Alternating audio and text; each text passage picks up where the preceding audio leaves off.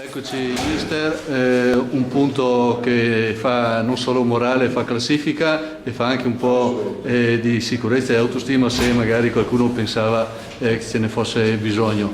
Partita sofferta ma io dico anche punto meritato.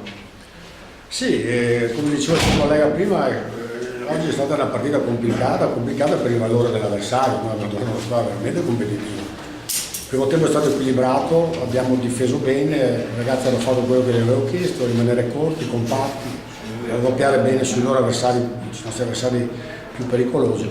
Abbiamo avuto anche delle situazioni che potevano essere un po' sfruttate meglio, però diciamo che abbiamo fatto veramente bene. Sul secondo tempo ugualmente abbiamo iniziato poco, è chiaro che quell'espulsione a mio parere un po' affrettata il direttore di gara ci ha condizionato e gli ultimi 10 minuti sono stati di grande sofferenza. E lì obiettivamente Porto Marsilio ha avuto due occasioni clamorose, le ha fallite, ma io penso che comunque la Pagnotta ce la siamo guadagnata con un'ottima prestazione da parte di tutti.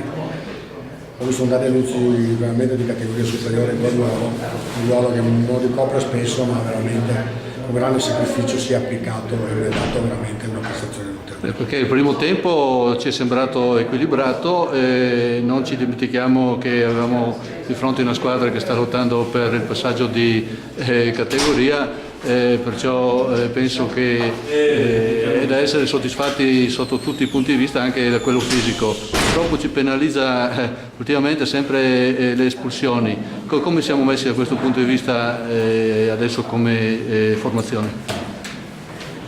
Ma domenica dei rossi non ci sarà di sicuro, adesso vediamo se c'è qualche diffidato che è stato ammonito, questo non lo so, ma noi non abbiamo una rosa abbondante, abbiamo una rosa limitata, ma siamo orgogliosi di questo, siamo orgogliosi soprattutto del fatto che tutti quelli che vanno in campo, ho già giocato un ragazzo che proviene dal settore giovanile, che è Luca, ha fatto 10 minuti che sono che servono molto per la sua crescita e ha dato il suo contributo.